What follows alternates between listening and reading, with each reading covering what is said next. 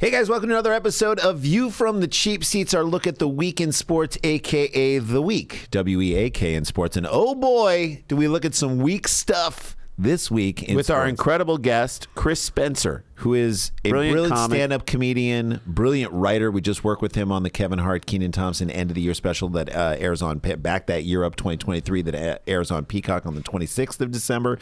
And so you share time in a writer's room. You get to know and love someone. Yes. We did his stand-up show that he had, and we talk all about that. He's a Lakers guy. He grew up in Inglewood. He's just one of our favorite people to talk about all this stuff. And then we get into quick hits and Deion Sanders breaking up with his fiance and a guy YouTuber doing something incredibly stupid. Just good stuff all the way around on the show. And then a Patreon video later that we do of Join our Patreon, a Japanese sport that is it a sport? It kind of is now, and it's an extreme version of something that people do, and it's very Japanese. You have to join our Patreon. It's simple. $5 a month. You get those as well as new episodes of Cheap Seats every month. What are we doing here? This is amazing. Let's get on board. Let's get on board. All right. Shall we get Let's get into the top take today, which is about the NCAA, their decision to not put Florida State into the Final Four. College football playoff, which has garnered a tremendous amount of anger from anyone who isn't an SEC fan. Right. So you look at all the pre-lobbying that Greg Sankey, who's the president of the SEC, you look at all the pre-stuff that Nick Saban said. It's like, if you don't put an SEC team in it's a crime. It's a crime if you don't put an SEC team in the... Well, one conference is going to get left off. And the SEC was not that great this year. Arkansas wasn't that great. South Carolina wasn't that great. LSU turned out to not be that they were great. Good. Florida wasn't terrible. That great. So you have Florida's usually great. LSU is usually top tier. They were a little step down. Kentucky started out great and then kind of fell a little bit more by the way. Missouri was great. Missouri was great. Alabama was great. Georgia was great. They were great. But are they better than an undefeated team from a Power 5 conference? That also won its conference championship. So this is what I've heard. I heard the great John Jansen say this, and he made good sense when he said this, and I want to echo it because I think it makes sense on this topic. If they had said we're going to put the best team in, then you probably wouldn't put Texas in. Right. And you'd probably put Florida State and well, maybe you put Florida State and Alabama at that case. If you're saying you're going to put the team with the conference championship teams with the best record, then you have to put Florida State in. You have to. Florida State would have to be third, and then it becomes an issue of whether or not Texas or Alabama goes. Which should have been the discussion. That should have been the discussion. So Florida State goes third. And then for the fourth slot, you go Alabama versus Texas. Well, Those they are both played on the field. So they played on the field. So you would have to go Texas, and Alabama would get left out. That is as far as the thought process. Conference championship teams. Now, why is this an issue? What you had recently, which caused the head of the college football playoff to want to wring his own neck, was you had people on the committee make statements, even though they were anonymous, saying, I didn't think Florida State could win at all. Right. That was two separate people said without their quarterback, Jordan Travis, it's not going to be. They would have had their backup Rodemaker where they won a lot of games with them. And Cardale Jones won a national championship. The backup to the backup won the national championship for Ohio State. So are we in the game of being prognosticators? Or are we in the game of judging what was done on the field? What else? So from Florida State's perspective, they're like, what else could we do? We played the schedule that was in front of us. We beat every team that we needed to beat. We beat LSU and we beat Florida, two SEC teams. Including an SEC team without our starting quarterback and without our backup quarterback, with our third string quarterback. We beat Florida. We beat Louisville in the championship. We did all the things we were asked to do. We won out regular season, and then they have a tremendous defense. The fact that Florida State has been left out of this Final Four is an issue. Yeah. That is a problem. Now, it doesn't really matter because next year is a 12-team thing. Correct. And it gets expanded, but you've screwed this team this year, and you've exposed the NCAA for what it really is, which is a joke. Right. It's a joke. This is college football playoff, so I don't know if it's the same as the NCAA, Maybe it's not. but it's similar in the fact that what you've got is a popularity contest. Mm-hmm. It's a beauty contest. So and then beauty it goes is in the eye of the beholder. So you're like, of course, Alabama or Georgia should be in. They're both going to win almost all their games. Right. One of them is going to go undefeated, or if they both lose a game, they're both going to be one-loss teams. So whoever beats the other one is going to be in. Why? Because they have all the five-star. They have better players. They have the five-star talent. They are going to do better because their players are better. There's a real possibility that Alabama beats Michigan. They're almost favored right now as the early betting goes in. And that Alabama turns around and wins the next game as well and becomes national champ. In which case, great. Then everyone in the college football playoff thing will say, we did it. We did it right. We were right. You're wrong. But there is a vibe where you say to yourself, what else do I have to do if I'm Florida State? Right. We did everything you asked us to do, and we are not in, and that is a travesty. Right. It's not even our Jordan travesty. A Jordan travesty. That is it. It's a Jordan travesty, and that's a bummer. It's a bummer for everyone who's a Florida State fan and everybody who, Look, and I'm not saying that because I'm like, I'd rather play Florida State than Alabama. If I'm saying I would put Florida State third, Florida State versus Washington. And we'd have to play Texas, which I think is an even worse matchup for Michigan. Right. Because they have two great defensive tackles who will make life a living hell on our offensive line tackles who aren't that great. So it's like you really... Two defensive ends. Defensive ends and defensive tackles who go up the middle who will decimate our line. Point is that, like, that's what it should have been. This is not the same Alabama team of years past that was so dominant that they're like, no, they could be a pro team. They have a young quarterback who's just figuring out who he is. Like, he will be Vince Young down the road. He just will. He's a great player who makes great plays, and he will be great.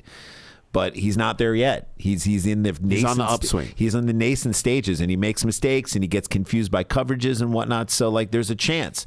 But the 1-4, it's going to be a good matchup. But I also think, like, what can you do? You've got to reward. Why did we play the season? Why was the season played the way that it was? I mean, I guess in some instance, the fact that Texas is ahead of Alabama shows that they beat them, so they're one slot ahead of them. Yeah, they honored that. But we're saying they should have honored that with Texas 4, Alabama 5. And what they're going to say is, thank God this 4-team thing is over. Next year, there'll probably be people who are Well, they're hoping in their heart of hearts that Alabama wins. Right. That's what they're hoping. At least one game. Right. At least this first game. If they can beat Michigan, which there's a very good chance they do, if they can beat Michigan, then they will silence everyone who says... That's what they're hoping. But Michigan this year has been a crazy team of destiny. Like, the Big Ten wanted Penn State to beat Michigan. The Big Ten wanted Ohio State to beat Michigan. Big Ten didn't. Tony Petitti didn't want to be handing. Didn't want to hand the trophy. And Jim Harbaugh, what did he do? He gave the kid Zach Zinner, who broke his leg in the Ohio State game, the opportunity to get the trophy as like a way. And say what you want about Jim Harbaugh, that was a classy move. Yeah, he gave the guy an out. He gave the guy an out, took the awkwardness out of it, and allowed his kid who couldn't participate in the Big Ten championship game to have a little piece of the celebration. Because it's not like Jim Harbaugh doesn't shies away from awkwardness. Right. He's as awkward as it gets. Does not care. Say what you were going to say about the NCAA wanting to pay players. So this is something we talked about, and we'll get out of here on this. So the other news that came out this week, as the NCAA proposed a pay-for-play situation where schools could opt in to be part of the top tier of college sports. And that would be its own like division conference playing each other, almost like 6-1A high school football versus 4A versus 3A.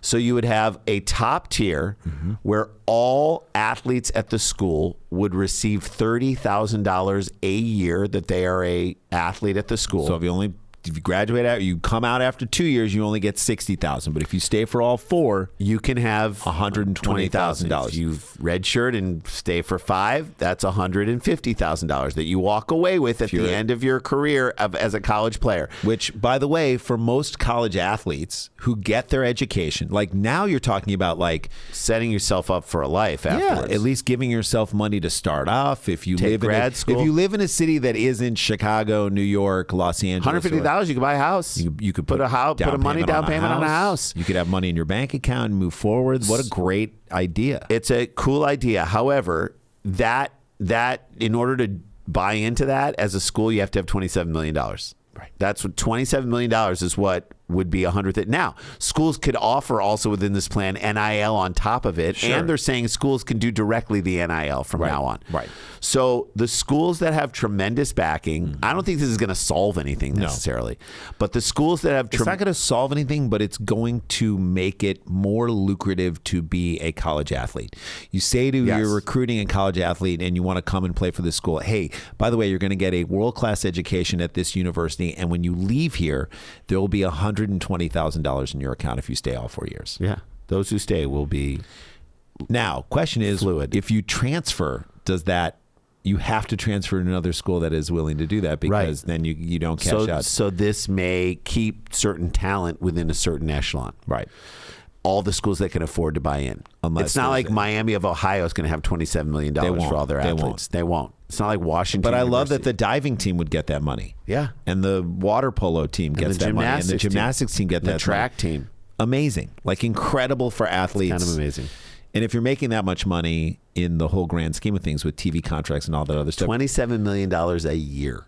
You should be able to generate that. You should be able to, especially if you have a big time program that's generating all that money. Like that should come from the beer sales.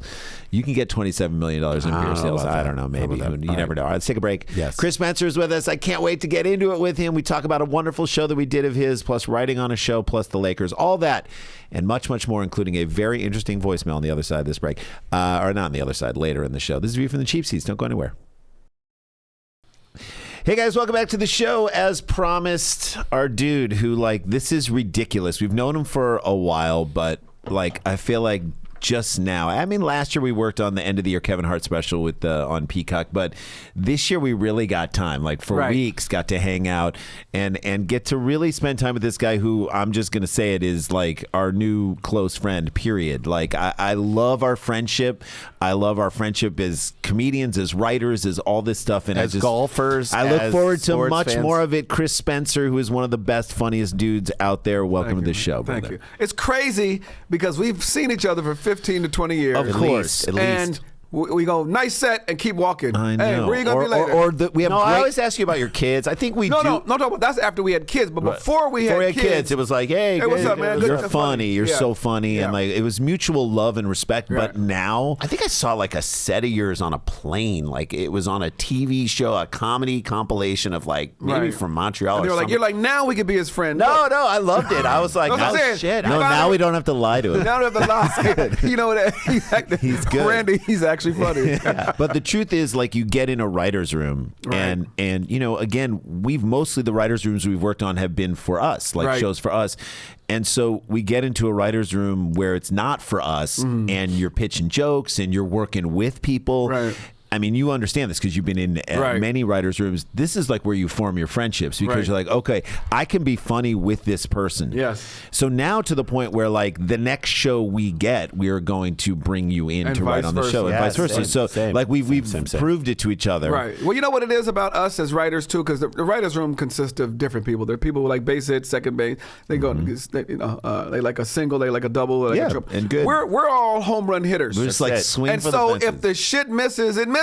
Right. But us three are laughing. Yes. You know what I mean? Number one. And number two, a lot of times you're hitting home runs. And if you get those into the show, like the show doesn't know how many you missed. The show only knows the stuff that got on. And when you look at this show, specifically the show that we just shot with Keenan and Kevin, which was so much fun. It reminded me of the old Daily Show. Right. That was like the vibe of it in so many ways. And they were so good. Yeah. Comes out on the 26th, by the way. 26th on Peacock. You know, I was like, we got a lot of stuff on. The three of us got a lot of stuff in this show. Not just jokes, but bits. Bits and jokes, characters, concepts, conceits that we wrote for people and then executed. Then sort of when they came, we directed them into how we wanted it to be and got great people. Like you were so great. You're like, who do you need? This is my favorite thing. You're like, who do you want to, it's like, you work with, Chris Rock? The next thing is like a phone comes out. It's like, Chris Rock's here. Look who's in the room. I mean, insane. I love your connection to everybody. Thank you. But I want to talk about this show that we did with you, and then we'll get into sports and talk about the Lakers and NBA. This is a sports podcast, but there's so much more here because the show we did. So let me say that The Room, And of course, this is a show with 2 black hosts. You ain't got to say black that hard. Okay. Black hosts. No. Are you not allowed to Can I say just the tell you the end of story that real word? quick? Yes. I was trying to writing a joke about racism, right? And it's some racial jokes are funny. A lot of them are very, very fucking funny. They hurt some people, but we're comedians, so sometimes it doesn't hurt. Right. But sometimes when somebody's racial to you, other people around you will be offended, and you won't. I'm playing golf this weekend. I was at Mark Wahlberg's golf tournament in Vegas. Have you guys ever played Shadow Creek? No. Oh my! We'll talk about that in a second. Okay, fine. From the expensive seats. Yes. So he has all these guys from Boston there. He says, "Hey, you got any music?" I was like, "No." He said, "Come on, you got to have a speaker where you can play some rap music." And I said, "I swear to God." Not trying to be mean. Listen, and not trying to be racist. but it reminds me of he what wanted- y'all did it this morning. So I said, "Are you saying that because I'm black?" He's like, "Yeah." Well, we were joking. No, but he was joking too. But it was still funny. My text to you is, "We'll see you at 10 a.m. this morning." Aaron, don't we do that to everybody? No, I know. And then you but were we're like, comedians. "This about We black do that people." to I said, every "Oh, you're person of color. I said, there we go. See, that's fucking funny. That's funny. You reminded me because I'm black, and they're like, absolutely. That's funny. It's funny. So, so I'm saying this writer's room was a perfect mix of black and white, old and young, Men and women. And you had people contributing from different points of view. And there were things that as like white dudes were like, we don't know what this is. Can you help us figure out what why is this culturally significant right now? As soon as people started explaining to you that Genuine has fallen at like 5 different performances, now we're down a rabbit hole, and I'm like, oh, I get it. And Right. so like we wrote bits to that, but we didn't know it beforehand. And you're like, this is something in the black community. That's not in your TikTok algorithm. That's not. No. So not coming. but to me, I'm now like, it is because we search for it. but to me, I'm like, that is the beauty of diversity, and that is the beauty of diversity in a room. Yes. So when I see a room of all white people or all Asian people or all black people, it's like I want to say that's great that this is happening and that all these jobs are going to be. But then I'm like, you lose the ability to A, educate, Absolutely. B, go back and forth, and then C, realize that like when you come down to it, once the information is had, we're just funny. Like we're comedians. We're That's doing how we the same connect thing. as comedians. And that's how I always make sure I keep a young person on standby. You know what I mean? Because Smart. they know Smart. stuff that we don't know. Yes. And for example, I was writing a movie script, a movie TV show I was writing with a young guy. He must have been like 26, 28. And I was like, yeah. And then the girl's name would be Michelle. He's like, no, no woman is named Michelle right now. I was like, what? I said, what about Tanya? He's like, no. No. Lisa? No, these are names from our thing. life, Yes. from our generation. He was Such a like small- Fiona, Zoe, Yeah, and right. Isabella. That's I was right. like, damn. That's it. No, it's such a smart thing because that's culturally what's around them. It's funny because my daughter, I know I mean, we have so many connections. Yes. Like your son's at Howard, he's a freshman at Howard. My daughter's a freshman at Michigan, and you have the relationship. You said if we weren't father and son, we'd He'd be be a best friend of yours. friends. I'd want to be your best friend. Right. And I said about my daughter, in another life, and I don't know if I even believe in that shit, but like we were best friends. Right. And like Trump said to his daughter, we would be dating. I would be hitting that. I'd be grabbing her by the anyway. So we have those connections. But I look to my daughter, who's in like the sketch comedy group and the improv group that like John she's Glazer funny. was in. She's funny. She's great. So like I look to her sometimes. I'm like, so what is going on? And help me with this. And it's great. That whole point sets up what I'm about to say. Is so you invited us to go do your show at the Comedy Store, Off the Dome. called Off the Dome, Off the top of the dome. Off the top of the dome. Could be either off the dome or at the top Sure. of the dome, which is a show. Basically, you go up. You don't really have material. You shouldn't really go through material that's already done. You just talk about Unless you want to cheat like that one guy did, who's a good friend of ours. who at the beginning. At the End. No, I didn't see at the end. Oh my Ooh, God! 'cause I we was like, split. I think this is on Def Jam already, right? Stop it. He was pretending, and he made it. He did his act casual. Okay. So it looked He like it was slid it in. like he was making it up. Like it wasn't You material. know Know what I'm thinking? You know, I'm thinking like knock. Like I went to this door and said knock knock. To my surprise, somebody said, "Who's there?" And I was like, "Let me think." This is so a street he joke. added extra words to make it seem like it was casual. Yeah, he put the motherfucker, that's a knock knock joke. window dressing around a knock. Yes. joke. But go ahead. I'm sorry. So you asked us to do this show, and of course we're like, okay, the return favor is you're going to do our Tag It show, which is next Wednesday, the 13th at the Comedy Store. I'm not here. You aren't? Just kidding. Shit. You're Don't worry, already- we'll you've text already you promoted. 5 times beforehand. Be like, are you See here? you tonight. See you tonight. We'll At see you in 30 8. minutes. See you in 15 minutes. Are you here? No, but we go to do this show, which we're like, 10:30 on a Wednesday night. By the way, off the top of the dome for us is even more difficult because there's two people on stage and we're kind of like have to. That's what made it brilliant with you guys. So one person. It was off the top of two domes. Two domes, which is a shared dome. Right. A golden dome. And so we were like, it's a little more difficult. So we walk into this going like, this is going to be a challenge, but we're excited to do it because we get to see you and we had just had this great experience working with you. I'm like, this is fun and we want to do this show. So we get there and we get to the show and we are the only white dudes on the show, white people on the show. You get to look in the crowd and it is mostly all black people and the coolest black people you've ever seen, like hip, cool, young, people smart. on their own TV shows and people friends of the Well, other I travel with celebrities, but it's a cool crowd. It's a very, very cool crowd. More importantly, it's a crowd where if you're talking off the top of the dome, you're talking about issues and things that are what we just talked about that like we don't have access to. Right. So we're watching the first guy who was hilarious, who's on the neighborhood. Yes. Who's that? Malik S. Malik S. Funny. Jesus. Dude was who on the neighborhood is just like he can't be who he was on stage. No. So clearly on stage he's a lot not dirty or edgier, but sure. like it's on CBS, so you can't do it. I don't think he can do You Gotta Drop That Dick Off on CBS. No, not yet. New phrase for us. Maybe CBS Plus. Yes, Paramount plus, right? And so we're sitting there watching that, laughing so hard, like loving it. Mm-hmm.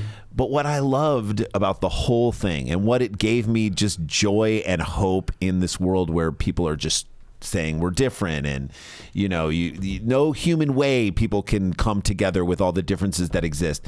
We're hanging out in the back with everybody and it was like we're just hanging out with comics. This isn't just two white dudes hanging with 8 other black people. This is like a room full of comics. So comics. He's making a joke about him. Right. Buddy Lewis is getting ripped on, and he's throwing it right back.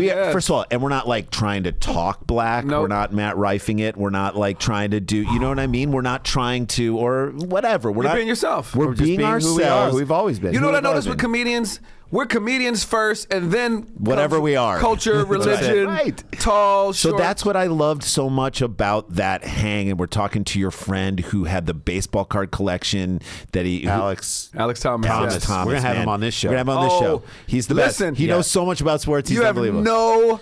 You literally. He was running the cart. He's not even a Cardinals fan. The baseball Cardinals roster from '85. I'm like, how do you know this guy? So because he had the baseball cards, and he said, and we'll get into it with him, but the whole point is like he used those cards to pay for certain things in his life. Right. We did the same thing, and I'm like, oh, dude, the fact that you grew up in Crenshaw and we grew up in St. Louis, Missouri, in a white suburb, like. We are the same person. Exactly. And then we went into comedy and we used this to do. I'm like, this is Sports is another thing that unites. Sports is another thing. So we get up on stage and we have we didn't know how we did. We're like, this is fun. I think we're doing well. But like, it was so great. And in a sort of, again, it broke through so much stuff for us. Let me tell you why I knew you guys would be good. Because even though you guys have an act, the stuff you do when I go see you guys, it doesn't feel written. Right. So it feels like this is what you guys naturally do anyway. And so, and it even came across like that night. It was like, so fun. It felt like your regular act, but like you said, some of the stuff you guys, I'm sure you guys improv a lot in your act, and you do. We leave it loose enough that we can improv in our act, and a lot of our bits are born out of initially improvs. Right. And so the trick and the artistry for us is how do you make it look over and over again like you're doing it like the first time. So you're right. That I'm glad that comes across. But that night, it just was like, first of all, there was a moment, and there should always be a moment when you're doing comedy. And I don't know if you feel this way too. You should never walk into the situation. You talked about that room that you ran down in Inglewood. Yeah. And you're 400 like, people. 400 people. You're like, every night it could be either good or it could be terrible. Yes. Some of the best have bombed there, and some of the worst have killed. Right. Yes. And so you should walk about as you're about ready to walk on stage and be like, I don't know how this is going to go. Right. You shouldn't always say, okay, this is going to crush. Yes. Exactly. Exactly. So it keeps you on your toes. So we're like, man, Malik S just did like the most specific, funniest stuff that like we can't relate to, but everybody in the crowd's related to. We're like, how are we going to even come close to connecting with people here? As we're like, and we don't have our act to lean on. We don't have anything. And we got up there and we had fun and we thought it had some really, really great moments that I loved and got off, and you were so nice. And the other comedians were really, really cool too. And people who were there were like, oh my God, you guys did a great job. And it just, to me, was such a breakthrough moment. I put it in the same category because we just don't walk into like all black rooms and do it, or, we just don't walk on those shows and do that. It reminded me of the first time I saw alternative comedy in New York in 1995. We went down and saw this small little show, and it was like Jeff Ross, Mark Cohen hosted Jeff Ross, Liz Winstead got up and told a story about an abortion she had and was crying, Janine Garofalo and Louis C.K. and Mark Maron. It was like an insane show in front of like... Dave Rath was somewhere nearby, right? Dave Rath was nearby and Dave Becky was nearby. They were all there, but it was like 15 people there. And we were like, oh my God, this is what comedy can be. This is the way we're funny amongst our friends, not just the way it exists in clubs. So this moment reminded us of that. So I just want to thank you. Did you guys start off in alternative comedy? Yeah, I mean, a little bit there. And we did clubs in New York, and then we also started to do alternative, which sort of helped shape the what voice. we do. Yeah, differently. Just said like you don't have to, all your jokes don't have to be about being twins. We get it. You're twins, you have a relationship. It's different. It's what makes you unique, but don't lean on that as like the thing you go to. That's great. That's a mistake a lot of twins make, I think. When like to me, I always love when I'm surprised by the person on stage. Like if I see a big fat person on stage and they don't do any stuff about that, I'm like, I love it. Thank you. Yes. Thank you. And you know what you are? You're funny. Yes. It doesn't matter. You're not leaning on the thing that people know. Or the short jokes or the, Yeah, it's like Kevin Hart can make a short joke now because he's made so much of his other comedy has nothing to do with that at all. So all right, this is we had to just thank you for that because it was the like show's amazing. Is there another one on the books yet? Not yet. That's what we'll talk about later because the Comedy Store is so hot right now. It so is. all those hard to get rooms are in. booked. You'll get just it. follow Chris Spencer on social media. The real Chris Spencer. The real Instagram. Chris Spencer, and you'll find out when the next one is. And just if you're in LA, you got to go see it. So let's talk about it. So let's talk about. I mean, the Lakers, the in-season tournament. First of all, the in-season tournament, when we first started, I'm like, what is this? Like, you're going to manufacture an in-season tournament, and yet players care? Pacers won last night, and you're like, I did not expect the Pacers to win, and now look at all the excitement in Indiana. They maybe they'll make a playoff spot, maybe. I don't think But they got this. They got this. Because these aren't series. These are one-offs. Anyone can win one night in the NBA. Anyone can win one night in the NBA. You got stars all over the place. Like last night. Yeah. So the end of that Lakers game. Oh my God! The ball is loose. LeBron calls a timeout. Did you? And then they get the timeout and they come back and Phoenix doesn't have a chance to. The Phoenix Suns don't have a chance to even shoot. Did you watch it live? No, I just saw all the like. Too. I heard all the. I'm looking at my feed and I'm like, oh, controversial call, country. And then I look at all the clips of it and I'm like, damn. That was a bad call. That was a bad. I mean, there has to be some sort of like a league office overseeing like the how they do it in the NFL. I think the league office is the one that called the timeout. Do you think it's fixed? Let's get into it. Like, listen, how do bookies know that they're going to win by 5.5? I mean, that's the crazy stuff that they. You saw the thing with Donovan. What's his name? Donaghy. Oh yeah, Donaghy. The ref. Yeah. Crazy.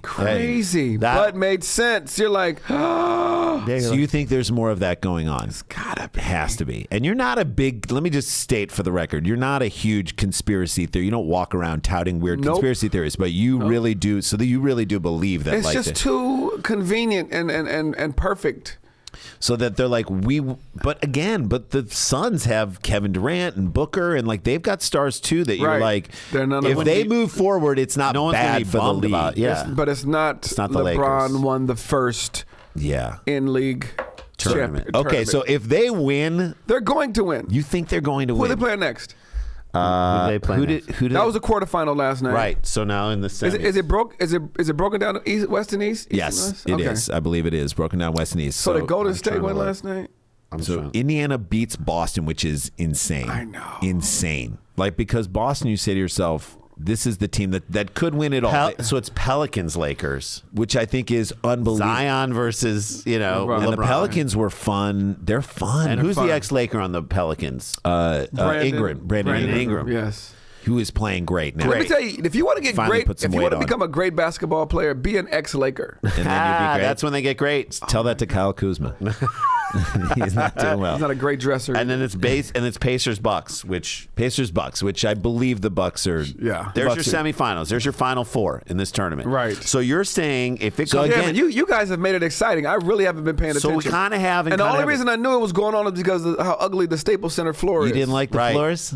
come on. They're trying to make it look different. They're trying to make it look different. I think it's so bright. It's a lot. It's distracting. Like, how do you know where you are on the floor? Right. Like, there's no markers that are like, he's shooting it from the logo, but he's actually inside the arc. So Lakers Bucks is probably what the NBA wants. Absolutely. They want that. Giannis, LeBron, Dame Lillard, give him a shot. Like, look at him now. Davis, like, Give him a shot to, like, because Dame Lillard, who's been one of the best players in the league, who hasn't really sniffed the postseason, because Do you think it's unfair that he made the top 75? no, because he's unbelievable. Like, the dude. But there's people who probably should have been there. Maybe. I mean, you're always going to get Yes, that. You're yeah. always going to get that. But to Austin me, Reeves, that guy is going off. he is. I He's love great. his game. So my Love his comparison. It's like, listen, when I see a white dude with handles like Yes. that, and it's like You love it's it. like a white girl with ass to me. It's like, look at this. How you're like, is wait, this great. this was ordained by God. Yes. It feels good. It He's feels good to see. so confident. Yes, he is. So he reminded me because he's tall and Was he 6'8"? No, 6'7"? he's only like 6'6". 6'6". So did you watch Succession? I don't know if you watched Succession. I didn't miss. I missed the last season. I haven't finished. But you've watched it though. Absolutely. So Austin Reeves to me was cousin Greg. He's like, you don't think he's going to be as important as he is, and then he is. And then he's like- cousin Greg. Well, I haven't gotten to Greg being important yet. Is he important to season 3? he's important. He He just weasels kinda- his way into I the still thing. don't understand him, but okay. He I'm- weasels his way into the Like, thing. you Right. think he's dead, and he keeps coming back. I love it. So Austin Reeves is like that. He is. It's same hair too. Austin Reeves, yes, and has that confidence. That confidence to go to the rack against like big dudes and Dunk on people. step back, cross them Pull a up. crazy 3. Did you see the cross? I think this is like, I don't know if it was this year or last year, where he crossed up Powell on the Clippers, saw it. and Oh my God. He just like broke his ankles and his knees and his you're his like, that's femur. confidence. That's confidence. It's a white girl with ass. White girl with ass. So he is the white girl with ass. A white girl with ass is confident when she's around a lot of black dudes because she knows they're looking. Right. She's got And potential. we are. And also, like, why shouldn't she feel beautiful? Exactly. Well, You know what I but mean? the thing is, white guys aren't giving that attention. If They're her ass not. is too big, it's The like, oh, look problem. at her ass is too big. Not to us. No. You gotta go where the getting's good. You gotta know your audience. It's good. Know Yeah. your audience. Yeah, it's like a black girl with a flat ass has a lot of Asian friends. Just wanted to make the engineer laugh. And Aaron loved it, our producer.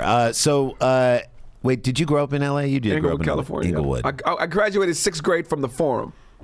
That was it was In in the forum. the Forum. When the Lakers were playing. When the Lakers were playing. Jerry Buss was just finishing up Magic a party. gave me my diploma. No, he didn't. a hooker that Jerry Buss had just told to Handed leave. you a diploma. It was a black girl with a flat ass. So you were there during, like, Oh so my Showtime! Listen, Magic was dating my basketball coach. What? At the YMCA? no way. No Yes, way. right, yeah.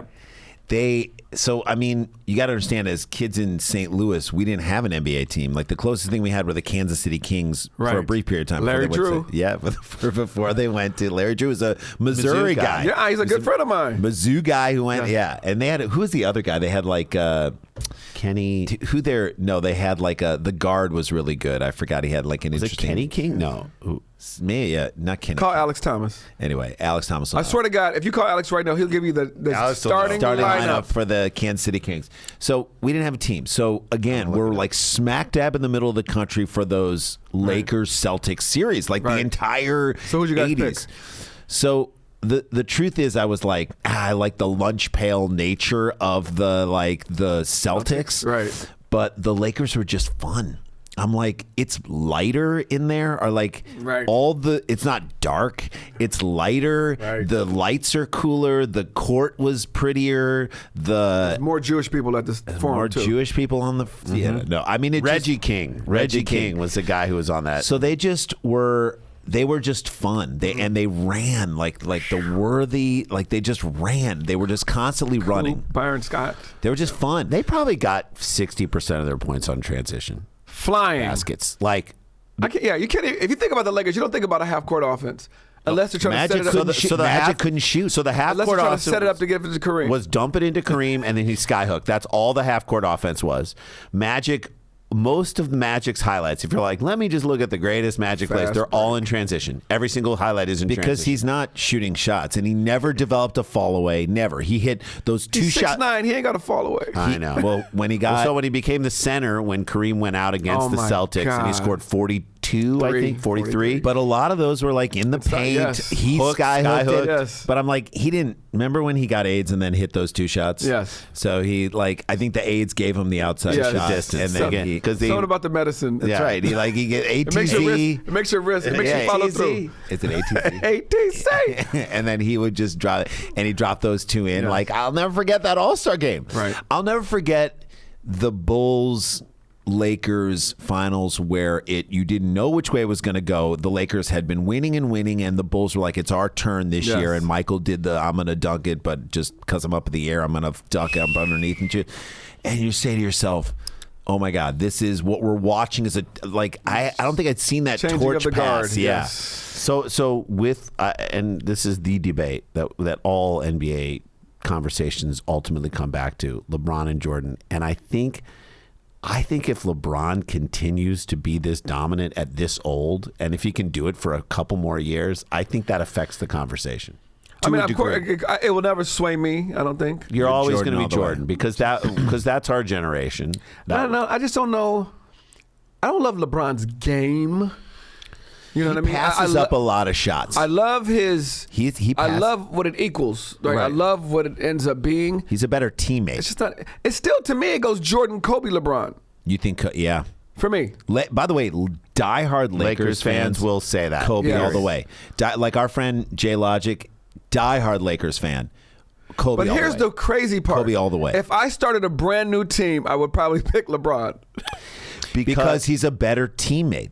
And he's a harder matchup. So if you have a defender, even Bruce Bowen or someone like that, if you have a defender who's 6'7", 6'8", Kobe can get his points and will get what he wants. Kobe will hit the most difficult contested shots you've ever seen. But on any given night, that shot might not go in because of whatever reason. Right. Like, But who's going to guard LeBron when he's going downhill to the basket? Nobody. Hardly anybody. So hardly anybody. It's funny. LeBron is a lot more like Magic in that you're not saying his shot He's is an great. athletic Magic. He's an athletic Magic with a slightly better shot. Yes. Right? So, like, he's somewhere in between. Where Jordan, you're like, anywhere he spots up on the floor, he is going to hit this Right. thing. And he's going to stay there and he's going to freeze it. And his wrist is going to be like this. He's Yeah. going to make the whole Right. arena feel bad. Right. Because he has that killer instinct that I have to be the one to stick the dagger in your heart. Right. LeBron is like this team because maybe that was because Jordan, again, got passed up in his high school. Right. You didn't really hear about him. Chip on his shoulder. You did not hear about him until he was in college. People they underestimate Jordan giving up that last shot Oh, that Craig Hodges made, that Steve yeah. Kerr made, that Yeah. Alfred made. And so, everybody, is greedy. He did give it up. He did give it up. Yes, for some big wins. But I bet it killed him inside to do it. Do you know what I'm saying? Like LeBron gave up the shot to Kyrie that Right. got Cleveland their first championship. Right. And he was happy to give it up. Right. In my opinion, I think he was like, I don't think because if you watch the documentary, you see when they say we're going to give it to Kerr. Kerr's like, I'll be ready. Yeah. I think Jordan has enough accolades. Maybe by that time to at least go, I'm gonna kick it out to somebody else. But your case about Kobe is right because remember the Redeem team. I don't know if you saw that. Oh my God! So like the Redeem team is fumbling around. They go to the World Championships. He's like, I'm running through Pau Gasol's chest. And they were like, What? Dwayne Wade and LeBron are like, excuse me, that's your friend. Yeah. Right. So no, You guys eat foreign meals together. Exactly. You can speak the same language. Yeah. You got Berlitz tapes. He comes in, Kobe, and the practices change. He becomes the alpha dog on this team full of like the alpha best dogs. The young, yeah. He becomes the guy who's like, we're going to play defense. We're going to mess some dudes up. We don't care. Forget about the scoring. We need to look at this in a different way. And I feel like only he and Jordan could do that because LeBron was on that team. Right. I'm saying only he and Jordan could walk in and say, we are changing. I think Magic and Bird could. You think so? Bird could. Don't you Magic love how much probably how much people just talk about what a trash talker Bird was? Oh my! It's so great now. Bird it's all coming out now. Like, I'm going to score all my points with my left hand one Right. night. And he took all his shots left-handed. And scored 36 or something like that. And you're like, shit, I'm gonna go to that spot right there and I'm gonna hit it. My favorite one. I'm sorry to interrupt you. Yeah. Is when he told, I forget who he was playing. He goes, "You guys have a white guy guarding me." Like, yeah. It's like, Are you stupid? He was so disrespectful. He was disrespectful to his own race. He's like, no, for real. This white guy, you have Kelly Chapuco on me? Yeah, forget it. Come on. He just, and again, his height was incredible. So like he was such a great player, and people say, I hear the knock on him. He couldn't play in today's NBA. It's no way. Look at Luka Doncic and then say he was a better shooter. He's a better shooter, and he's tougher than Luka. So Luka was Luka's a guy who will sometimes go into and get contact, but he's happier taking that step back three, and he hits it. Yeah. Jay has the best assessment of Luka Doncic ever. So he will hit 3 45-foot unbelievable game-winning shots to win a game in a 7-game series, and then he'll miss 4, and you'll lose the series 4-3. So we're all talking about his great last-second shots, but he misses 4 of them. But then 4 of them he doesn't make, and you lose the series. That's who he's been. The Mavericks, look, if Luka's so great, like, why haven't they won a championship or even gone to a championship? I'll tell you why, because Jokic is better. Jokic is a guy who doesn't Let's talk about the NBA, the fact that like 3 of the best players are white in the NBA right now. Jokic is the MVP. I mean, to me, I'm like... Luka, who's the third? Luka, Jokic, and... Are you saying that because he has 2 parents? No, who's the other? There's a third. Porzingis. No, who are you talking about? Not Porzingis. Who's the third one? I don't know. No, I thought you were going to allude to the top 5 players in the NBA are foreign. Yeah, so there's that. Mm-hmm. So Giannis, Luka, Philadelphia, Jokic, Embiid, and you. I mean, if Wemby comes along, we'll see who he becomes. Isn't that crazy? That's 5. You could be in 4 years. So that is what David Stern, when we were kids, was like growing the leagues. Right. Take it to Africa, take it to Italy, and he grew the thing to the point where it's like you hear there was the great in the Tom Petty documentary, which is like a 4-hour Peter Bogdanovich. Great. Unbelievable. Because it's all because who's the other guy who made Scorsese made the Dylan documentary, No Direction Home, which was this epic 3 hours and 20 minutes. And Peter Bogdanovich, who always was in competition with Scorsese in the 70s as a filmmaker, was like, oh yeah, I can make a 4-hour Tom Petty documentary. So he makes a Tom Petty documentary, and in the documentary he's like, Elvis was in Florida where he grew up near Gainesville shooting a movie down there, and he goes to see his mom takes him to go see the Elvis set.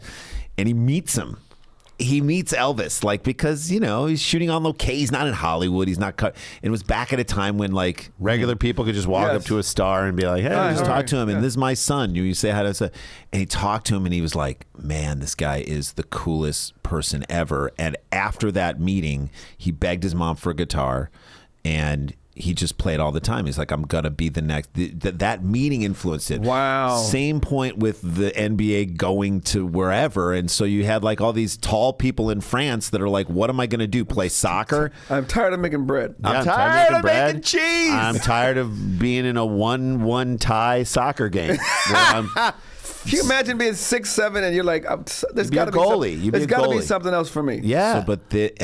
So now it is truly, which is great because it makes the Olympics that much more fun. Right. If you watch the World Championships where we carted out our people. We can lose, and we do lose. We lost to Germany, dude. We lost to Germany. And you're like, Germany? And they're like, well, Dirk Nowitzki, and now you got both Franz and Mo Wagner, and like they Schrader got Dennis Schrader, and you're like So what they did, which is great, and what's amazing, and what like the Milwaukee Bucks kind of did, was they had like one great player, and the rest of the players filled in. Mm-hmm. I love when a team is built that way. Right. I love when you build it. It's a team. Right. So the team, right? You look at the NFL and you're like, okay, the best teams. Like, is Jalen Hurts the best quarterback? He's good. He does a lot of things well, but that team is built well. Except last week. Except for last week. Yes. I mean, this NFL season is crazier than I've ever seen in my entire life. Are you Rams or who are you? Were you Raiders in the 80s? Not really. I've never been like a big football fan. I've been fans of players. Okay. And so Eric Dickerson, you loved him. A lot of people were my friends too, right? So I was friends with T.O. and Randy and my friend Robert Griffin. So I was a Minnesota Vikings fan because there's a lot of Chris Carter. Yes. And so and then he moves to Cleveland. I'm a Cleveland fan, and I got friends that I went to college with that play on the Rams. So that's how it becomes. Right. So you sort of root for the players. Yeah. You were like a fantasy football guy before that I even had, because now with fantasy football, I'm like, oh, I guess I'm a Dolphins fan because I have Tyreek Hill. There we go. And so let's go. Dolphins have an unbelievable game and keep throwing the ball to him. Yeah. So now I'm a Dolphins fan. And then I cheer for my friends' teams. I have a friend who's diehard San Francisco. So when they win, I'm like, yeah. Because I know he's like Al Madrigal. He's like the biggest Let me 49ers see. fan Can we talk about Al? I've never seen this before in my life. Please forgive me, Al. Yeah. I go to Al's house to watch. When was the 49ers in the Super Bowl? A couple years ago, yeah. I was at his house. I have never seen. Well, last year. This is going to sound bad. I've never seen nerds as fans. Oh, no. They are. Listen to me. I know. These dudes were watching the games with ties. Yes. Yeah. Nerds. Tie bars. Charting shit. But listen. 49er ties. Analytics. You don't need analytics as a fan. No, I know what you're saying. Listen, T-shirts, hoodies, Yes. baseball cap. Yes, I expect to see Raiders, 49ers, the black hole. They had regular, cufflinks. They have 49er penny loafers and wingtips. Okay, I'm going to tell you how big of a 49er. By the way, nothing beats the 49ers satin jacket, that gold satin jacket with the red. That is as dope. That's probably number one. That's as good as it So gets. this is how big of a 49ers fan Al Madrigal is. Yes. He came to Randy's house and we watched the Patriots Seahawks game. Super Bowl. So he's such a 49ers That fan. he hates the Seahawks. So when they didn't give the ball to Marshawn Lynch. No. So first, you remember the sequence of plays before the Marshawn Lynch and the interception. Yes. Sequence of plays was unbelievable pass. Patriots come down and they score, and you're like, well, this game's over. Right. Then Russell Wilson Throws a pass that bounces off someone's back, and the guy catches it down there. You're like, on the 3-yard line. And they are. He's apoplectic because he's like, Seattle's going to score win. here. He's like, this ruined his winter. That I'm like, team this that isn't he even hates. your team. This isn't the 49ers losing. This is a team that he hates winning. Right. He's like, I Because can't he's handle that big. Seattle winning. So he is miserable. They're going to hand off to Marshawn Lynch. This game is over. He's running through everyone's face. That's what he's saying over and over again. Where he's like, It's over. Game's It's over. He's We're like like, Al, packing up this his isn't your shit to team. leave Randy's house in We're a like, huff. come on, keep hanging out. What are He's you like, doing? no, I'm leaving. I'm out of here. This game's over. And he's like standing ready to leave the house. door, and they throw the interception. Jesus. And he starts freaking out. Takes off like he won everything. the Super Bowl. He has an orgasm. Right. He's happy because Let me he tell you how knows much they're gonna Al be loves the miserable. 49ers. Al was 49 for 3 years. It's a great job. He refused to turn 50. It's a great I go, job. dude, you know you're It's a 53 great years job. old. Yeah, I am like, not 53. No, I'm not 53. I'm 49 49. till I Forever. die. Till I die. It is great because sports for us, I don't know if this is that way for you, and we'll take a break after this, is like the thing that, we pour so much into developing projects and Yes. doing it. And this is not happening. And we developed it all the way and it went all the way here and then it didn't. I need sports to take me away from the craziness that it's such a great escape. I don't know if it is that way for you too, but just like this escape of like, I'm just watching the Lakers. I don't give a shit. I'm not thinking about my career. Same with golf. Same with playing golf. Playing golf is the same thing. Absolutely. You're like, Absolutely. we are stepping away from this. I had to tell my wife, she's like, you're playing again? I said, I don't drink. I don't smoke. I don't have no women. I need something. Yeah. I'm glad that you told her that. That I'm going to show. No women. I don't have Give no me credit for that. Give me a pat on the back. I ain't got no bitches, baby. How about a high five once in a while for that? And I'll be at the golf course. All of our friends are getting divorced, and I'm still here Yes. with this goddamn Titleist Pro V. And I love you, and I love you my almost as much as I Titleist. love this. And I will tell you how much I love you, but I got a tea time in 10 minutes. I'm gonna text you from the AT on my way home. If pace of play is slow, I will write you a soliloquy. But Yes, right now, I right got to now. get out there because I got to hit the range, honey. The starter's staring at me. Started staring. I got to get loose. I got to get loose. And All right, let's take a break. When we come back, we'll do some quick hits, and then we have a phenomenal. You will love this so much. It's kind of in the vein of all the stuff that we were doing on the Kevin Hart show. This is a video of a sport in Japan. Like Japan will turn anything into a sport. Okay. It's the funniest, weirdest thing that came across our social media feed that was sports related this week. That's only for our Patreon fans. We'll break it down with Chris Spencer. This is View from the Cheap Seats. Don't go anywhere. Hey guys, welcome back to the show again. The real Chris Spencer on Instagram, TikTok, all the other things. Just regular Chris Spencer on everything else. And if you just got out of jail on MySpace, Well, again, your show was fantastic. If you do it again, just look for it. Who knows where it's going to be? If it's at the Comedy Store, great. If it's at the Laugh maybe it'll be on great. Patreon. You never know. That would be really fun too. show. And we'll come back and do it again if you'll have us. Please. That was a blast. All right, let's get into this, shall we? And, But let me just say, you got to, and I know why you guys were excited too, because when you're in front of a black audience, they let you know what doesn't work. And, and when it works, it works. It works. Chris Rock said it best. He said, black people laugh with their feet. Yes. Shit. Yes. Is that incredible? Okay, Black people have more fun than white people. This is what I left there being like, you know what? For all the shit, and there is so much shit that as Jews we understand. We get it. We get it too. As our great friend, I'll give him all the credit in the world. Nate Fritzen, great comic, is working with us in Detroit at Mark Ridley's Comedy Castle. Said Jews, the black people of white people. It's a great joke. It's a great joke, right? That's fucking So good. there is commiseration in certain ways, but it's I don't even think it's whatever. You guys have it so fucking terrible. I'm sad that it is. However, I think white people have lost the ability to have fun. Like they just certainly now they're just like they've exported anger as like their main export. Judgy, but angry about everything. Angry about the tide turning. Angry about these sides. Angry about these guys lying. Angry. It's like, where's your joy? Angry if you're a white liberal. Angry for people, and it's like, yes, you can be angry, and yes, you can be angry about this and that. You gotta have fun in your life. You're taking it too seriously. Right. And we were in that room watching like a room full of black people just losing their minds and having fun. We've had it so bad for so long that when you tell us that there's some tragedy, we're like, oh. Yeah. You know what I mean? And then also, you know what? Mama jokes started during slavery. Okay, that's how fucking. And I need to save room in my life for laughter, Yes. or else I will die inside. If I don't Exactly. laugh with my friends, if I don't have a good time, I and just really saw let it so go, many people having fun, and I'm Yes. like, that woman who worked for the mayor's office. I'm like, Right. how shitty must your job be, dealing with homelessness and this Yes. and Karen Bass and the all the other. old guy was 63, beat cancer, and he's Yes. laughing. having a By the blast. way, that was Dr. Dre's brother. Shut What? up! Yes. Oh my God. Yes. So he was like, Randy called him good and evil Knievel. That shit was brilliant. all right, let's get into some quick hits. All right. By the way, the pressure to outperform your last stunt as a YouTuber, we talk about like we're just comedians, and whatnot, Right. but like the YouTubers, they like you do something and it's See, like like this guy who planned a plane crash. this is it. This is it. I'm talking about it right now. Planned a plane crash. I always thought YouTubers were like untalented people who just couldn't actually go through the regular means, and then they wind up being like more successful than us than we'll ever be. But so a YouTuber was sentenced Monday to 6 months in a federal prison for obstruction of justice after deliberately crashing a single propeller plane. White or black? What do you think? He's definitely white. Exactly. Amen. Trevor Daniel Jacob, 3 names. He's either a serial killer or he's a YouTuber. Dumb YouTuber. How old do you think he is? that did this? 27. What do you think? I saw, so I can't. 30. All right. Of Lompoc, a former Olympic snowboarder. I'm like, bro, you were had an the Olympic. top of the- You achieved something. What do you? It is a medalist.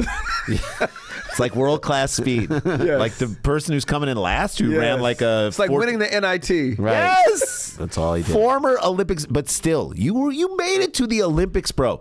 That you should be. So he crashes a plane and then he doesn't report it for 2 days. That's right. Federal prosecution. That's the tip off that this guy planned this shit. Right. Because if you crash a plane and you survive, so he crashed a plane, but as it's going down, he jumps out. He's like, I gotta edit these Are we videos. gonna see a video? No, I don't. Oh, I thought you were gonna show me I don't video. have the Okay. video. We'll You show see, the video I keep turning like. No. We'll get to the video stuff, but I But mean, come on, man. Isn't that insane? I mean, like, but to me, that you can't be satisfied with being an Olympic snowboarder. Like that should propel you into the rest of your life. You were an athlete. You did it on the highest level. Jump out of a helicopter onto a mountain and snowboard. Right. Do that. Show me that. That's why I know he wasn't black. Because if he was black, he would have went to the club, battered and bruised, and hey, y'all heard about that plane? They heard about that plane crash? Right here. That was me. All right, TJ Hushmanzada, you know him? Are you friends with him? All right, he has, in my opinion, one of the best names in all. Like that's one of the Wide receiver for the Bengals for all those years. one of the best names in all sports. TJ Hushmanzada, right? One of the best in the history of it. Right? You don't hear that name in many circles. You don't say like, I have a friend Jeff Hushmanzada. You know No. Hushmanzada? Which one? Which Nobody one? Nobody says says that. that thing. There's a guy. Pretty distinct. So when a woman changes her last name to Hushmanzada to get closer to TJ, we got problems, all right? So he says a woman is so obsessed with him that she changed her last name to Hushmanzada. So in he an had effort sex to with get her, right? I don't know. The former NFL star spelled out the allegations in a request for a temporary restraining order, claiming a 53-year-old woman named Annette Marie Hushmanzada. You aren't. That's not your name. Has been making life miserable for him and his family since 2015. And he's saying to his wife, I didn't mess with this woman. I did not mess with this woman. In docs, the ex-Cincinnati Bengals wideout said Annette used to go by Annette Selkirk, but legally changed her surname to Hushmanzada after developing a bizarre and extreme obsession with him and his family. Now, he's not it's not like T.O. A woman sees T.O. and you're like, this dude has got the best body ever. He still looks amazing at 55. Looks like he could run out there. It's T.J. Hushmanzada. He's a good-looking guy. He's got like a ponytail. He's good features. Like, he's a beautiful-looking guy, but he's not like people aren't like he's the best-looking person. And so when someone gets obsessed with somebody like that, and he wasn't even like the best wide receiver of all time, it's just amazing to me. It's the ponytail. That was he's 46, asking the judge to order the woman to stay at least 500 yards away. And I was that's like, not enough. I'm like, but as a 500 yards is not enough. As a former receiver, you should just want a 10-yard cushion, right? Because you should take her on the out route. Be able to take her on the out route. All right, Deion Sanders and his fiancée have split. I heard. After being together since 2019. Mm-hmm. So here's the thing about fiancée since 2000. Oh, they've been together since 2019. He popped the question. He knew her. She as a producer and made like a doc about him. Big time. Yeah, she produces, big time. But she has kids with Babyface. She has 2 kids with Babyface. Now give me my theme. Now give me my divorce papers. I'm still in that, by the way. Now give me my divorce papers. So here's the thing. It's fine. I actually like that they came to it mutually. It's no one's coming out being like, I'm mad. He is so, by the way, so cool with everything. Like, he's so calm. Like, you expect him to be like rattled. A hothead and rattled about this. He's not. He was the guy who came out and was like, this sign stealing thing with Michigan is bull. It doesn't matter. Whatever. It doesn't matter. This, that, and the other. So she comes out and posts on Instagram, we're mutual decision, we're splitting out, and then, which, all right. Then she says she wants people to pray for them. I'm like, what? If it's working out, why do people need to pray for you? If you guys worked it, like, don't pray. Like, Deion doesn't need anyone to pray for him. No. Pray if he left her at the altar. Like, pray for me, or not. I don't think you need to pray for him. All right, so pray or not. Then she's like, then he pops into the comments and says, "Love you, Tracy. You're an amazing woman and a tremendous mother." Now, sweet sentiment. Sure, but should he be showing up in the comments like everybody else? like shouldn't that be a DM? You can call her. You can't call her. She blocked him. She blocked him. No. Or this is the only way you can communicate her is through comments on her things. I mean, that to me felt a little weird. If she blocked him, it would be way better than the offensive line. Colorado. That's the best blocking he's seen ever in the last year. Shador needs her block. Is she like, and then suddenly she transferred in? Someone said this was Fark. This Fark made the best I give joke. Fark.com, who does great sports, like amalgamating of like stories. They're like Deion Sanders' ex-fiance enters the transfer portal. Oh my That's so God, good. That's so good. All right, we are going to take a break, come back, and have a fantastic voicemail. But we will also, for our Patreon fans, we'll do this unbelievable video you can't wait to see. Chris Spencer, I love you, buddy. Thanks for doing the show with us. And if you haven't joined our Patreon, Chris is going to do this little 2-minute or 3-minute Patreon thing with us. It's going to be You know what's so fun. funny? I have Patreon. Okay, I've been paying for Patreon. Mm-hmm. I tried to get rid of Patreon. They won't let me. So I guess I have to. You have a Patreon, so join his Patreon and our Patreon. No, I don't. I signed up and never did anything. So for 2 years, I've been paying for it. It's like herpes. You can't get rid of it. It lays dormant for a while, and then it comes back when you flares least need it. up. When you just split with your girl, right, Deion? All right, be careful. All right, we're going to take a break. We'll be right back. Thank you, Chris Spencer. We love you, buddy. I love you back. Hey guys, welcome back to the show. Chris Spencer, I love him. I love him. I love him. And the Patreon we did with him is insane. You have to sign up for our Patreon to do that. Hey, by the way, thank you to everyone who came to Cleveland. I love seeing all of our Cleveland people. There were fans there who are fans of this show and everything that we've done. And to those people, we say thank you. We love seeing you. We love seeing you after the show. Thanks for buying our merch and all that other stuff. Cleveland is just one of the best cities, and hilarities. Nick Costas, one of the best dudes ever in the whole game of Nick and Sam and Scott, all the people there. Everyone there, the whole crew. Thank you, hilarities. And D-Rod's got jokes. David Rodriguez, who featured for us, incredible. And Logan, who opened for us, was amazing. Hey, we just got to say this. In the future, if you're looking in the future, where can I see these guys? Portland, Oregon will be at Helium on the 4th, January 4th. On the 5th, the next night, we're at the Crocodile, part of the Wet City Comedy Tour at the Comedy Festival in Seattle. January 5th. We're going to be in Alaska in Fairbanks. We just put that on the books on the 18th, and we're going to be January. One night. That's one part night of at their comedy festival. Part of their comedy festival. One night, it's like a 375 seat room. I want to sell this. We did 2 shows last time, and we had like 180 in each. 180 in each show. So I think we should be able to do it. Let's get it done. Fairbanks, we're coming to you. And then at the beginning of February, we'll be back in Denver at Comedy Works South, which we love that club so much. Let's sell those things out. And then beginning of March, we're at Mark Ridley's Comedy Castle with our buddy Nate Fridson in Detroit. At the beginning of April, we'll be at the Acme Comedy Company in Minneapolis, and at the end, we'll be at the Moon Tower. 2 weeks later, Festival. we'll be 2 weeks later, Moon Tower. All right, guys, superscholars.com. Check that out. We had a great conversation with Mark Wahlberg. I said voicemail earlier. I meant conversation. Here, let's roll it. Hey, guys, welcome back to the show. As promised, very excited to have this gentleman on because I'm going to say this has not been a great year for the New England Patriots. It's amazing. They've had their problems. Are they 2-9? Bill Belichick, I don't know. Who knows when this drops? Bill Belichick is having his sleeves issues. Put back on sweatshirts. What are they doing? That's enough of Mark this. Wahlberg is with us. Mark, I mean, you guys don't have to go that hard that far. I'm not going hard, but like this is No, shocking. I'm sure you feel good about it. Didn't you I've never gain- been associated with a loser before, so Didn't you your gain brother like shots? your brother? Donnie's 500. He's hitting 500. Donnie's hitting 500. Okay, that's actually a good thing. But Of course it is. Of course, Yeah. well, not for you. didn't you gain a bunch of weight? By comparison, Didn't you gain a bunch of weight for a movie? You what are gained you talking about? You gain gain For it? the father, like Yeah. the one where I played the priest, yeah, Father please, Tommy, yeah. Father John. I Yeah, don't you even know gained the a title. ton of weight. There was a moment where, like, I mean, what do you consider a ton? I don't know, like, didn't you gain like 40 pounds or 50 pounds of just Take it fat? easy, 38. 38 pounds. So you gained 38 40, pounds. Seeing You that, gain more weight than the Patriots are gaining yards Okay, this year. stop on it, offense. Jason. Why do you want to do this to me? I'm don't sorry. do it. Seeing you at that weight, it was shocking. Why it's is this because I You're don't so in picture you- shape. Okay, but you know what I picture you- did? What? Like those orange metal things you put under a basketball hoop. I bounced back. Oh, You know, for I the- know. you know, what for you're kids that don't have saying. dads. Ball return. the Kids that ball don't have return. dads, and The they ball put return. a thing.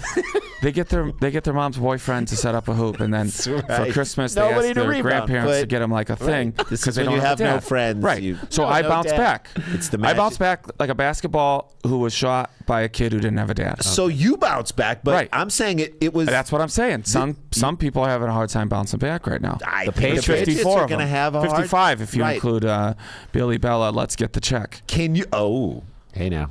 Them's fighting words.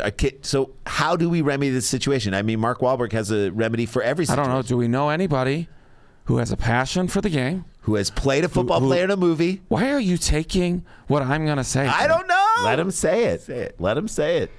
Actually, if you would like to start doing my lines, that would really help with the movies that I'm doing. Look, we only appeared in one of your TV shows. Right. That's it. We appeared. You were in Entourage, right? Entourage. Oh, you guys are so good in Entourage. Thank you. So all right. So continue. Entourage, Sorry you for Randy. Passion for the game. Yes. Has played in football games in a real life scripted documentary. I thought that was a Biopic. but- Scripted documentary biopic. Sure. Biopic. Knows the Patriots. Knows that sometimes you have to walk away. What do they say?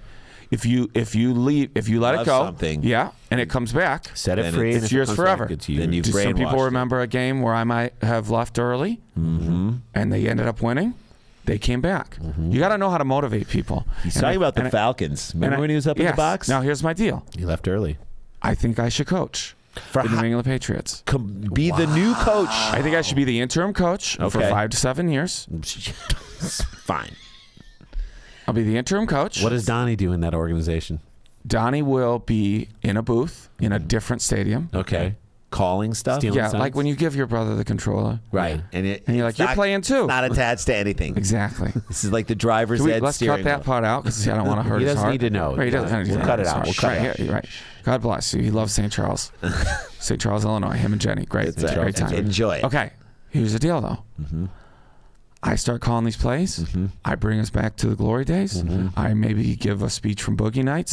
You know, I'm ready to go. Take I'm ready the to go thing right now. lay it out on the Let's win this table. game. Let's go right now. I'm ready to go right now. You are. Let's win this game, Let's right? go. Can't you feel that? Yes. I can. That was also a line for Boogie Nights. Can't you feel that? Now. Oh, yeah. Yikes. That's right. Now, that's how you turn a team around. Is there Also, mandatory cardio, no more elevators. Okay. Even the people coming in and out. Even old people who can't walk. You know why they can't walk? Why? Because they They're stopped not walking. doing the stairs. Exactly.